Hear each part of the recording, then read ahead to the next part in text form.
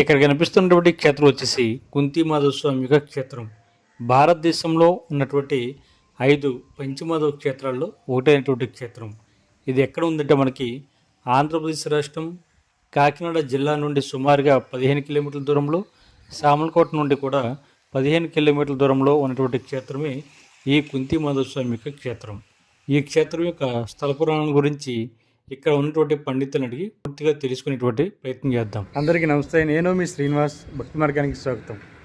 ఈరోజు మన పంచమాధవ క్షేత్రాల్లో ఒకటైనటువంటి కుంతిమాధవ స్వామి యొక్క క్షేత్రానికి రావడం జరిగిందండి. నా బ్యాక్ సైడ్ కనిపిస్తున్నటువంటి టెంపుల్ ఏదైతే ఉందో ఇదే కుంతిమాధవ స్వామి యొక్క క్షేత్రం. ఇది మనకి కొత్తగా ఏర్పడినటువంటి కాకినాడ జిల్లా పిఠాపురం పట్టణంలో ఉన్నటువంటి క్షేత్రమే ఈ కుంతిమాధవ స్వామి యొక్క క్షేత్రం. ఇది సాక్షాత్తు స్వయంభూ అయినటువంటి కుంతి మాధవుడు అండి. ఈ కుంతి మాధవ స్వామి యొక్క చరిత్ర ఏ విధంగా వచ్చింది, స్థల పురాణం గురించి కూడా నేను ఎన్నో వీడియోస్ పెట్టడం జరిగింది. అదేవిధంగా మనకి ఈ క్షేత్రంలో ఉన్నటువంటి విశిష్టత గురించి, ఈ క్షేత్రానికి ఏ విధంగా రావాలి అనేటువంటి విషయం కూడా ఈ వీడియోలో చెప్పేటువంటి ప్రయత్నం చేస్తాను. చూస్తారు కదా, కుంతి మాధవ స్వామి యొక్క క్షేత్రం. ఇది మన భారతదేశంలో ఉన్నటువంటి 5 క్షేత్రాల్లో ఇది ఒకటి. ప్రధానంగా చూసుకుంటే మనకి కుంతిమాధవ స్వామి యొక్క క్షేత్రం పాదగయ క్షేత్రానికి, అంటే మనకి ఉమా కుక్కుటేశ్వర స్వామి యొక్క క్షేత్రానికి సుమారుగా 500 మీటర్ల దూరంలో ఉన్నటువంటి క్షేత్రం. మన భారతదేశంలో ఉన్నటువంటి 5 క్షేత్రాలు మనకి మాధవ క్షేత్రాలు అయితే అందులో ఒకటి కుంతిమాధవ స్వామి యొక్క క్షేత్రం పిఠాపురం, రెండోది బిందు మాధవ స్వామి యొక్క క్షేత్రం కాశీ, మూడవది ఏను మాధవ స్వామి యొక్క క్షేత్రం ప్రయాగ, 4 సేద్య మాధవ స్వామి యొక్క క్షేత్రం రామేశ్వరం, 5 సుందర మాధవ స్వామి యొక్క క్షేత్రం కేరళ. ఇలా 5 ప్రదేశాల్లో ఈ మాధవుడి యొక్క మెయిన్ టెంపుల్స్ ఏవైతే ఉన్నాయో అవి అందులో ఒకటైనటువంటిది మన పిఠాపురంలో ఉన్నటువంటి కుంతి మాధవ స్వామి యొక్క క్షేత్రం. ఈ క్షేత్రాన్నే ఏంటంటే పెళ్ళిళ్ళు ఎక్కువగా జరుగుతుంటాయి కాబట్టి, అంటే దీన్ని పెళ్ళిళ్ళ గుడి అని పిలుస్తూ ఉంటారు ఈ లోకల్ వాళ్ళు ఎవరైతే ఉన్నారో. ఇది ఒకసారి మనం లోపలికి వెళ్దాం. చూసారు కదా, ఇది మెయిన్ అయితే ఎంట్రన్స్. ఇది ఈ చుట్టూ కూడా మనకి ఇక్కడ ఈ టెంపుల్కి వచ్చే వాళ్ళకి అందరికీ కూడా పార్కింగ్ ఏరియా అనేది ఇక్కడ ఇచ్చారు. దీన్ని ఎదుర్కొంటా దీనికి 2 మార్గాలు అయితే ఉన్నాయి. ఒకటి ఇటు నుంచి ఒక మార్గం అయితే, అంటే ఇది కూడా మెయిన్ రోడ్డే, దాని పక్కన ఇంకా అక్కడ కనిపిస్తుంది కదా, అక్కడి నుంచి కూడా మనం రావచ్చు. 2 మార్గాల్లో కూడా ద్వారా రావచ్చు. అక్కడ ఏంటంటే మెయిన్ ఎంట్రన్స్ ఏవైతే ఉన్నాయో ఆ ఎంట్రన్స్ కూడా 2 ప్లేస్లో కూడా ఇంచుమించు ఒకేలాగా మనకు కనిపిస్తూ ఉంటాయి.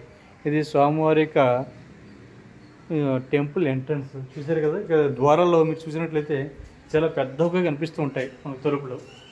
ఇది కొత్తగా ఈ మధ్యకాలంలో మళ్ళీ దీన్ని రీమోడలింగ్ చేయడం, కొత్త డిజైన్ చేసి ఇక తలుపులు కూడా మార్చడం జరిగింది. ముందైతే ఇదంతా కూడా సిమెంట్ తోటి, అదేవిధంగా పాత కలప ఏదైతే ఉందో దాంతో ఉండేది. ఇప్పుడు ఈ మధ్యకాలంలో దీనికి స్టోన్ అన్నది వేయడం జరిగింది, మార్బుల్ స్టోన్ టైపు. ఇది చూసారు కదా తలుపు. ఇది మనకి ఎంట్రన్స్, లోపలికి వెళ్తున్నటువంటి ఎంట్రన్స్.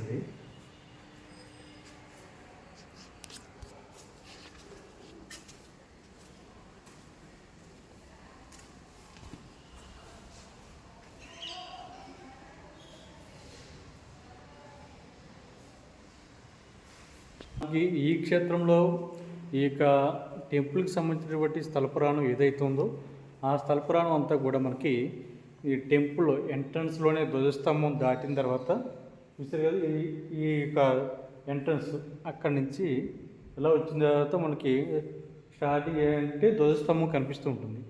దాని పక్కన మనకు ఒక స్తంభం పైన ఈ యొక్క ఆలయంలో జరిగినటువంటి విశేషాలు, ఈ యొక్క ఆలయానికి సంబంధించినటువంటి స్థల పురాణం అంతా కూడా ఇక్కడ రాయడం జరిగింది. కానీ ఇది ఏ లాంగ్వేజ్లో ఉంది అనేటువంటి విషయం నేటికి కూడా కొంతమందికి అయితే అర్థం కావడం లేదు. కొంతమంది దేవనాగరి లిపి అని, కొంతమంది పాలీ భాష అని కూడా అంటున్నారు. ఏది ఏమైనప్పటికీ కూడా ఈ చరిత్ర, ఇక్కడ ఉన్నటువంటి దేవాలయం కూడా అతి పురాతనమైనటువంటి దేవాలయంగా మనకి తెలియడానికి బెస్ట్ ఎగ్జాంపుల్ అండ్ సాక్ష్యంగా కూడా మనకి ఈ యొక్క స్తంభం చూశారు కదా, ఈ స్తంభం నిండా కూడా ఈ ఆలయ చరిత్ర ఏదైతే ఉందో ఆ చరిత్రని, ఈ ఆలయంలో జరిగినటువంటి అనేక రకాలైనటువంటి ముఖ్య ఘట్టాలను, ఈ దేవాలయానికి ఇచ్చినటువంటి విరాళాలను, భూములు ఏవైతే ఉన్నాయో భూములు, అదేవిధంగా స్వామివారికి సంబంధించినటువంటి ఆభరణాలకు సంబంధించినటువంటి దానాదులు ఇవన్నీ కూడా ఇక్కడ ఇచ్చినట్లుగా చెప్తున్నారు. ఈ స్తంభం చూసినట్లయితే దగ్గరగా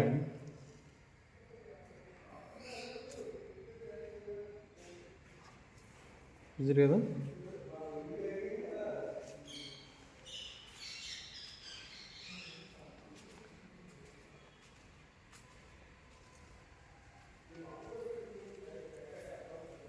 ఇదిగోండి.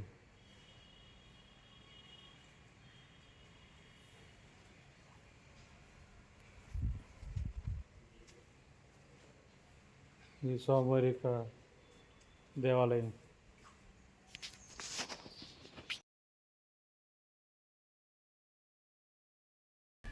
శ్రీలక్ష్మీ వల్లభారంభాం విఘ్నో మధ్యమాం అస్మదాచార్యపర్యంతాం వందే గురు పరంపరాం. పీఠికాపుర గ్రామంలో ఎంచినటువంటి శ్రీభూ సమేత శ్రీ కుంతీమహాస్వామివారి యొక్క దేవస్థానం, తూర్పుగోదావరి జిల్లా పిఠాపురం. ఈయన మా పిఠాపురంని కుంతీమహాస్వామివారి యొక్క విశిష్టమైనటువంటి దేవాలయం, పంచమాధవ దివ్య స్వయంభూ దివ్య క్షేత్రం ఒకటి ఉన్నది ఇక్కడ. అయితే కుంతీమాధవ స్వామి వారి యొక్క చరిత్ర ఏమిటంటే, ఈయన కృతయుగంలో దేవేంద్రుడు వృతాసుడు అనేటువంటి రాక్షసులను సంహారం చేసినప్పుడు బ్రహ్మహత్యా దోష నివారణ కోసం అని చెప్పేసి నారద మహర్షి యొక్క ఆదేశానుసారం పంచాత్మస్వరూపుడైనటువంటి విష్ణుమూర్తిని పంచమాధవులుగా ఏకకాలంలో స్థాపన చేశాడు. అయితే రాక్షసులను సంహరిస్తే బ్రహ్మహత్యా దోషం ఏటి అనుకోవచ్చు.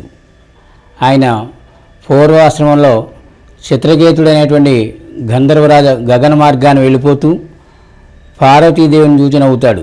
అప్పుడు ఆవిడ శపిస్తుందన్నమాట, నువ్వు భూలోకంలో బ్రహ్మరాక్షసువై జన్మించుగా. కానీ అలాగే భూలోకంలో హుతాసుని యొక్క అనుగ్రహంతో హృతాసురుడిగా జన్మించి బ్రహ్మదేవుని ప్రార్థించి ఆయన్ని వరం కోరుతాడు. అని ఏం కావాలంటాడు, నాకు స్వావు అనేది లేకుండా వరాన్ని కోరుతాడు ఆయన, మృత్యు అనేది రాకూడదనంటే. అది సాధ్యం కాదు, ఇంకో వరాన్ని అయినా కోరమంటే అప్పుడు ఆయన సిద్ధి పొందినటువంటి మృతికాస్తికులతో తప్ప ఏ రకంగానూ కూడా చావు రావడానికి వీల్లేదని చెప్పేసి వరాన్ని కోరుతాడు. ఆయన ఇచ్చేశాడు. ఇచ్చేసిన తర్వాత అక్కడి నుంచి ఆయన వృతాసుడు అక్కడి నుంచి దమనకాండ చేస్తున్నాడు. అందరినీ కూడా భయపెట్టి మొత్తం ఎవరిని కూడా స్థిమితంగా లేకుండా చేస్తున్నాడు. అప్పుడు దదీచి మహర్షి ఏం చేశాడంటే, ఇంద్రుడి దగ్గరికి వెళ్ళి, దేవేంద్ర నా యొక్క వెన్నెముక నీకు ఇస్తాను, ఆయన్ని వధించని చెప్పేసి చెబుతాడు. ఆ రకంగా ఆయన వధించినప్పుడు ఆయన యొక్క దదీచి మహర్షికి వెన్నెముకను వజ్రాయుధంగా చేసుకుని ఆయన వధిస్తాడు. ఇక్కడ ఏంటంటే గోహత్య, స్త్రీహత్య, శిశుహత్య, భ్రూణహత్య, బ్రాహ్మణ హత్య ఇవన్నీ కూడా పంచమహాపాతకాలతో సమానం కనుక ఆయన ఏం చేశాడంటే వెంటనే నీటిలో దాక్కున్నాడు, నీటి మడుగులో అడుగుని. అంటే నీటిని పాపం కానీ పుణ్యం కానీ అంటవనేటువంటి ఉద్దేశంతో అలాగ కొన్నాళ్ళు ఉన్నాడు. అప్పుడు విష్ణుమూర్తి నారద మహర్షిని కేకేసి దేవేంద్రుడు దేవలోకం విడిచిపెట్టేసి ఆయన నీటిలో దాక్కున్నాడు, ఆయనకి నువ్వు ఏదైనా తరుణోపాయం చెప్పమంటే అప్పుడు నారద మహర్షి, దేవేంద్ర నువ్వు పైకి రా, నీ పాపం పోయే మార్గం చెప్తానని చెప్పేసి నారాయణం అనేటువంటి ఉపనిషత్ సారాంశాన్ని పెట్టి పంచాత్మస్వరూపుడైనటువంటి విష్ణుమూర్తిని పంచమాధవులుగా ప్రతిష్ఠించమంటాడు. అంటే పంచాత్మస్వరూపుడు అంటే ఆత్మ, భూతాత్మ, ప్రధానాత్మ, ఇంద్రియాత్మ, జీవాత్మ. ఈ పంచాత్మస్వరూపుడైన విష్ణుమూర్తిని పంచమాధవులుగా ఆయన ఏకకాలంలో కాశీలో బిందు మాధవస్వామి, ప్రయాగ వేణి మాధవస్వామి, ఇక్కడ మాధవస్వామి, కేరళలో సుందర మాధవస్వామి, రామేశ్వరం సేతు మాధవస్వామి ఐదుగురిని కూడా ఏకకాలంలో స్థాపన చేశాడు. అయితే ఈయన కుంతీ మాధవస్వామి అనడానికి కారణం ఏంటంటే, ద్వాపరయుగంలో కుంతీదేవి పాండవులు ఈ దారి మార్గాన్ని వెళ్ళిపోతూ కృష్ణుని ప్రార్థిస్తుంది, కృష్ణ నువ్వు ఉండి నాకు ఈ కష్టాలు ఏమిటంటే అప్పుడు కృష్ణ పరమాత్మ చెప్తాడు, అత్త నువ్వు వెళ్ళేటువంటి మార్గంలో మాధవుడు ఉన్నాడు, ఆయన్ని దర్శించుకుని వెళ్ళు అని చెప్తాడు. అయితే ఈ విషయాన్ని ఆయన ఆ ప్రకారంగా ఆవిడ ఈయన్ని దర్శించుకుని వెళ్ళింది. అయితే ఈ విషయం ఎవరు చెప్పారంటే మనకి వ్యాసుడు కాశీ విడిచిపెట్టేసి ద్రాక్షారామం ఇలా వెళ్ళిపోతూ మార్గ మధ్యంలో కొన్నాళ్ళు పిఠాపురాన్ని ఉన్నాడు. ఆ ఉన్నప్పుడు కుక్కుడేహర స్వామిని, కుంతీమాస్వామిని దర్శించుకుని ఈయన్ని ఎవరు ప్రతిష్ఠించారా అని చెప్పేసి దివ్య దృష్టితో చూస్తాడు. చూసి ఓహో కృతయుగంలో ఇంద్రుడి చేత ప్రతిష్ఠించబడి ద్వాపరయుగంలో కుంతీదేవి చేత పూజింపబడ్డావా కుంతీ మాధవాన్ని వ్యాసుడు సంబోధించాడు. వ్యాసుడంతటి వాడు కుంతీమాధవ అన్నాడు కాబట్టి మనం కూడా కుంతీమాసం అంటున్నాం. కృతయుగంలో ప్రతిష్ఠ అంటాడు వ్యాసుడు, ఆయన మాట ఖాయమే. అయినప్పటికీ మనకి శిలాశాసన రీత్యా చారిత్రాత్మకంగా మా స్వామి 5వ శతాబ్దం నుంచి ఉన్నట్టుగా మనకు ఆధారాలు ఉన్నాయి. తర్వాత 10-11 శతాబ్దాల మధ్య చోళవంశరాజు అయినటువంటి కొంకభూపాలి యొక్క భార్య జయాంబిక నావిడ ఇక్కడ రాజ్యాన్ని వెళ్ళినప్పుడు మా స్వామికి 9 గ్రామాలు రాసిచ్చినట్టుగా మనకు దేవాలయంలో ఉన్నటువంటి శిలాశాసనం ద్వారా తెలుస్తున్నది. ఆ తర్వాత శ్రీనాథ మహాకవి శ్రీనాథుడు భీమకండ పురాణంలో అటు కుకుటహరి స్వామిని ఇటు కుంతీమాస్వామిని దర్శించుకున్నట్టుగా ఆయన రాశాడు. తర్వాత శ్రీపాదవల్ల చరిత్రలో కూడా ఆయన ఇక్కడ ఉన్నంతకాలము నిత్యము కుకుటహరి స్వామిని కుంతీమాస్వామిని దర్శించినట్టుగా అందులో ఉంటాయి. అంటే అతి ప్రాచీనమైనటువంటి క్షేత్రం ఈయన క్షేత్రపాలకుడు కుకుటహరి స్వామి, పురోహితాదేవి, దత్తాత్రేయుడు, తర్వాత శ్రీపాదవల్లుడు. ఆ తర్వాత మళ్ళీ మహమ్మదీయుల పరిపాలనలో స్వామి యొక్క దేవాలయం శిథిలావస్థకి వెళ్ళిపోతే తిరిగి 16-17 శతాబ్దాల మధ్య పిఠాపురం మహారాజా వారు ఈ దేవాలయం పునర్నిర్మాణం చేశారు. స్వామిని పునఃప్రతిష్ఠ చేస్తూ అమ్మవారు ప్రత్యేకించి ఉండాలనే ఉద్దేశంతో గోదాదేవిని ప్రతిష్ఠించారు. ఆ తర్వాత రాజ్యలక్ష్మీదేవి, రామానుజాచార్యులు, ఆ తర్వాత వైకుంఠవాసులు, ఆళ్వార్లు వీళ్ళందరినీ కూడా 1936లో ప్రతిష్ఠించారు. అందుకే పిఠాపురం రాజు గారి యొక్క భార్య కొన్ని ఆభరణాలు ఇచ్చింది. పిఠాపురం మహారాజా వారి భార్య కుంతీదేవి మాధవస్వామికి, గోదాదేవికి. అవి భీష్మ ఏకాదశికి మా స్వామి కళ్యాణం అప్పుడు కొన్ని అలంకరణ చేస్తాం. ప్రతి రోజులో బ్యాంక్ లాకర్లో ఉంటాయి. తర్వాత ఏంటంటే ఇక్కడ చైత్రమాసం లగాయతు పాల్గొన బహుళ అమావాస్య వరకు కూడా చాలా విశేషమైన కార్యక్రమాలు నిత్యం జరుగుతూనే ఉంటాయి. ఇక్కడ స్వామివారి యొక్క దేవాలయంలో ఉండేటువంటి స్వామివారు మహారాజా వారు జరిపించినట్టుగా ప్రతి కార్యక్రమం కూడా ఇక్కడ దేవస్థానం వారు భక్తుల యొక్క సహకారంతో అన్నీ కూడా చాలా కడు వైభవంగా జరుగుతాయి. చైత్రమాసంలో సంవత్సరాది, వైశాఖ మాసంలో శ్రీ నరసింహ జయంతి, తర్వాత రామానుజాచార్యుల వారి యొక్క జయంతి కూడా కడు వైభవంగా జరుగుతాయి. తర్వాత ఆషాఢ మాసం శుద్ధ ఏకాదశి, తొలి ఏకాదశి. తర్వాత శ్రావణ మాసంలో శ్రీ లక్ష్మీదేవికి శ్రావణ మాసం శుక్రవారం వరలక్ష్మీ వ్రతము, తర్వాత కృష్ణాష్టమి కూడా శ్రావణ మాసంలో వైభవంగా జరుగుతాయి. భాద్రపద మాసం ఏమి ఉండవు. తర్వాత ఆశ్వీజ మాసంలో వార్షిక బ్రహ్మోత్సవాలు అంటే 5 రోజులే నిర్వహిస్తాం. అదంటే మంత్రతంత్ర సర్వ క్రియాలోపాల ప్రాయశ్చితార్థం ఆ యొక్క కార్యక్రమాలు అంటే బ్రహ్మోత్సవాలు జరుపుతాం ఆ 5 రోజులే. తర్వాత కార్తీక మాసం కూడా చాలా విశేషంగా జరుగుతుంది. కృత్తికా దీపారాధనోత్సవం మరియు వగేరా జరుగుతాయి. ఇకపోతే ధనుర్మాసం, ధను సంక్రమణ పుణ్యకాలం ప్రవేశించిన లగాయతు స్వామివారికి మూలవిరాటికి ప్రతిరోజు కూడా పంచామృతాభిషేకము, శ్రీ గోదాదేవికి శ్రీచూర్ణ అర్చన కూడా, తర్వాత ద్రవిడ ప్రబంధ పారాయణ, తీర్థప్రసాద వినియోగాలు ప్రతిరోజు జరుగుతాయి ధనుర్మాసంలో. తర్వాత మా స్వామివారి యొక్క వార్షిక కళ్యాణోత్సవం మాఘశుద్ధ ఏకాదశిని జరుగుతుంది. అయితే మాఘశుద్ధ నవమి లగాయతు పౌర్ణమి వరకు కూడా కడువైభవంగా జరుగుతాయి. నవమి నాడు స్వామివారికి ధ్వజారోహణ, దశమి నాడు శ్రీభూ సమేత కుంతీమాస్వామి వారిని, రాజ్యలక్ష్మీదేవిని ఉత్సవమూర్తుల యొక్క పెళ్లి అలంకారము, తర్వాత ఏకాదశి నాడు స్వామివారికి మూలవిరాటికి పంచామృతాభిషేకము, స్వామివారిని పెళ్లి కొడుకుని చేయట. ఆ రోజు సాయంకాలం గజవాహనంపై స్వామివారి గ్రామోత్సవం, అనంతరం స్వామివారికి కళ్యాణ మంటపంలో స్వామివారి కళ్యాణోత్సవం కార్యక్రమాలు జరుగుతాయి. తర్వాత చతుర్దశి నాడు స్వామివారు రథోత్సవం జరుగుతుంది. ఇక్కడ మా గుడి దగ్గర నుంచి ఇక్కడ సినిమా సెంటర్ వరకు స్వామివారు రథంలో ఊరేగింపుగా వెళ్తారు. అక్కడ తర్వాత మళ్ళీ మాఘ పౌర్ణమికి ఉప్పాడలో చక్రస్నానం జరుగుతుంది. స్వామివారి యొక్క చక్రస్నానం ఎప్పటి నుంచో మహారాజా వారి టైం నుంచి కూడా అక్కడ జరుగుతున్నది. అందుచేత ప్రతి సంవత్సరం కూడా ఉదయం తెల్లవారుజాము 4 గంటలకు బయలుదేరి వెళ్ళి అక్కడ ఉదయం సముద్రపు ఒడ్డున వచ్చేటువంటి భక్తులకి చక్రంతో స్నానం చేయించి మధ్యాహ్నం 12 గంటలకి ఊళ్ళో భక్తులు ఏర్పాటు చేసినటువంటి ఒక తోటలో స్వామివారికి అర్చన, ప్రసాద వినియోగము జరుగుతాయి. పాడ్యమి నాడు స్వామివారికి ఇక్కడ విశేషమైన అభిషేకము, గోదాదేవిని పడుకున్నట్టుగా శయన అలంకారం అంటారు దాన్ని, ఆ రకంగా గోదాదేవిని అలంకరణ చేస్తాం. తర్వాత ఏంటంటే మనకి ఈ కార్యక్రమాలన్నీ కూడా దేవస్థానం వారు, పాలకవర్గం వారు, తర్వాత భక్త బృందం వారు అందరూ కలిసి చాలా సజావుగా ఎటువంటిది లేకుండా ప్రశాంతంగా అన్ని కార్యక్రమాలు జరుగుతాయి. ఇక్కడ ఇంకోటి ఏంటంటే వ్యాసుడు స్తుతించాడు, మనస్సునందు ఏ కోరికైనా తీర్చేటువంటి భక్త ప్రసన్నుడు అని. ఎలాగా అంటే దేవేంద్రేనార్చిత ప్రాక్ కృతయుగ సమయే మాధవ బింబరూప, దేవేంద్రుని కృతయుగంలో ప్రతిష్ఠించాడు.